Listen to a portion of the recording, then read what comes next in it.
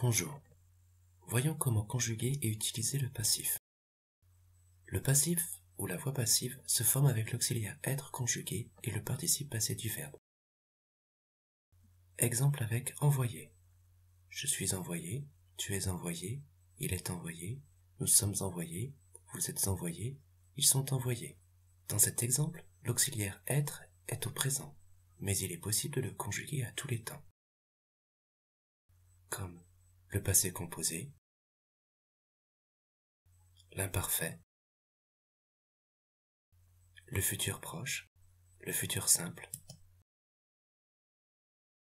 le conditionnel, le subjonctif, etc.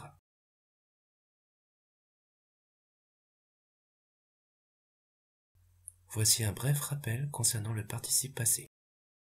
En français, les verbes réguliers se terminant par ER et IR ont un participe passé se terminant par E accent aigu et I.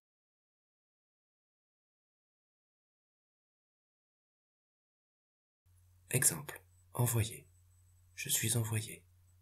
Choisir, je suis choisi. Mais il existe de nombreux participes passés irréguliers. Je vous conseille de voir ma leçon sur les participes passés. Il faut donc les apprendre. L'accord du participe passé avec le sujet est obligatoire, car on utilise l'auxiliaire être.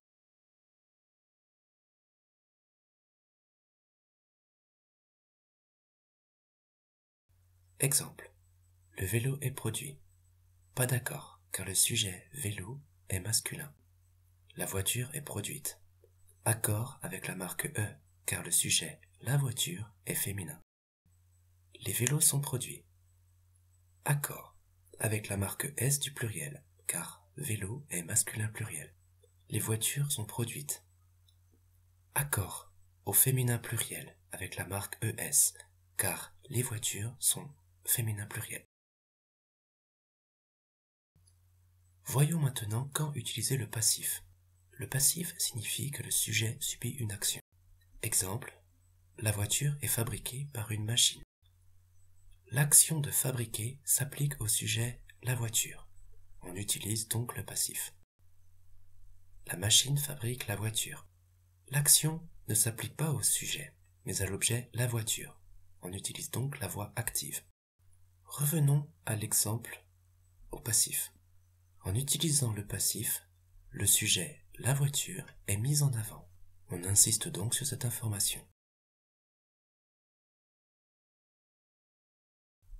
On peut préciser qui ou quoi fait l'action. Ici, par la machine, signifie que c'est la machine qui fait l'action de fabriquer la voiture.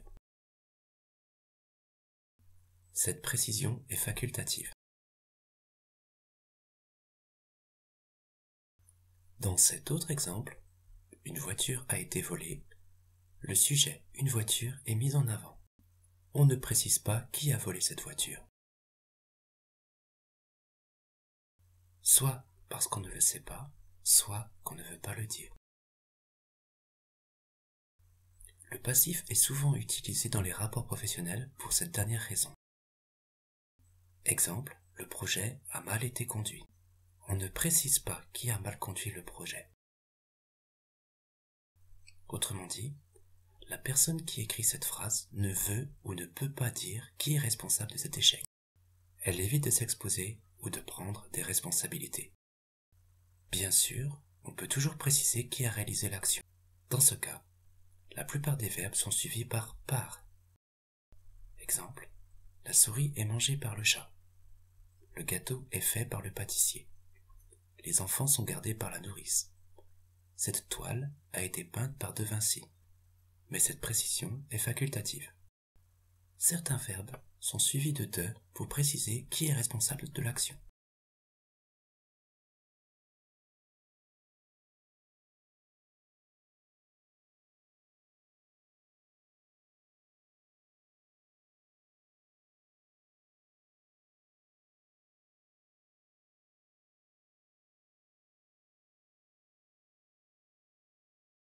Exemple, elle est appréciée de tous. Cette route est bordée d'arbres. Ils sont décorés de la Légion d'honneur. Cette ville est entourée de montagnes, etc. Enfin, certains verbes pronominaux peuvent avoir une valeur passive, comme s'acheter, s'apprendre, se conjuguer, s'entendre, se fabriquer, se faire, se vendre, se lire, etc.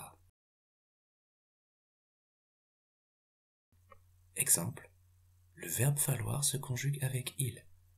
Signifie on conjugue le verbe falloir avec il. Ce produit se vend très bien. Signifie on vend très bien ce produit. L'arabe se lit de droite à gauche. Signifie on lit l'arabe de droite à gauche. Ce plat se prépare au four. Signifie on prépare ce plat au four. Alors finalement, conjuguer et utiliser le passif n'est pas si difficile.